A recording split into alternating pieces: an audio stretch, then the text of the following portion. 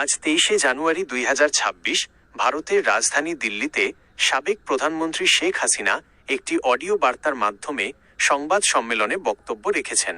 5 August 2024 এ দেশ ছাড়ার পর এটিই ছিল তার প্রথম কোনো বড় ধরনের প্রকাশ্য সংবাদ সম্মেলন বা মিডিয়া উপস্থিতি। তার ভাষণের প্রধান বিষয়গুলো নিচে বিস্তারিত দেওয়া হলো। বর্তমান সরকারের কঠোর সমালোচনা। শেখ হাসিনা মোহাম্মদ ইউনূসের নেতৃত্বাধীন অন্তর্বর্তীকালীন সরকারকে পুতুল সরকার হিসেবে অভিহিত করেন। তিনি দাবি করেন যে এই সরকার বাংলাদেশকে একটি অরাজক পরিস্থিতির দিকে ঠেলে দিয়েছে এবং দেশের গণতন্ত্র এখন চরম সংকটে। 2. আন্দোলনের ডাক। তিনি দেশবাসীকে বর্তমান সরকারের বিরুদ্ধে ঐক্যবদ্ধ হওয়ার আহ্বান জানান। তার ভাষ্যে পুরো জাতিকে এই পুতুল সরকারকে উৎখাত করতে হবে। তিনি 1971 এর চেতনায় বিশ্বাসী সকল শক্তিকে রাজপথে নামার অনুরোধ করেন। 3. দেশের বর্তমান পরিস্থিতি নিয়ে দাবি।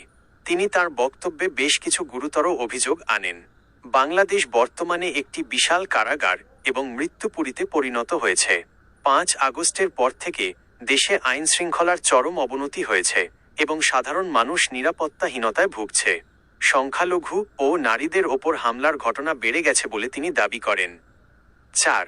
নির্বাচন নিয়ে অবস্থান। আগামী 12 ফেব্রুয়ারি 2026 তারিখে বাংলাদেশে সাধারণ নির্বাচন অনুষ্ঠিত হওয়ার কথা রয়েছে। শেখ হাসিনা এই নির্বাচন প্রক্রিয়া এবং আওয়ামী লীগকে বাদ রেখে রাজনৈতিক কর্মকাণ্ড চালানোর চেষ্টার বিরুদ্ধে তার ক্ষোভ প্রকাশ করেন। তিনি তার বিরুদ্ধে থাকা মামলাগুলোকে রাজনৈতিক উদ্দেশ্য প্রণোদিত বলে উল্লেখ করেন। 5. ভাষণের মাধ্যম ও নিরাপত্তা। নিরাপদ থাকার স্বার্থে এবং ভারত সরকারের প্রোটোকল বজায় রাখতে তিনি সশরীরে সংবাদ সম্মেলনে উপস্থিত হননি। তিনি দিল্লিতে আয়োজিত এই অনুষ্ঠানে অডিও লিঙ্কের মাধ্যমে বক্তব্য রাখেন।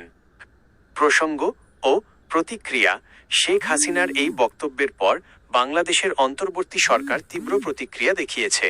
পররাষ্ট্র উপদেষ্টা তৌহিদ হোসেন জানিয়েছেন যে ভারতে বসে শেখ হাসিনার এমন রাজনৈতিক বিবৃতি বাংলাদেশ সরকার প্রত্যাশা করে না এবং এ বিষয়ে দিল্লিকে আবারও কড়া বার্তা দেওয়া হয়েছে। জাতিসংঘের পক্ষ থেকেও অপরাধীদের জবাবদিহিতার বিষয়টি গুরুত্ব দেওয়া হয়েছে। আপনি কি এই সংবাদ সম্মেলন নিয়ে অন্য কোনো রাজনৈতিক দলের প্রতিক্রিয়া বা আগামী নির্বাচন সম্পর্কে আরও বিস্তারিত জানতে চান?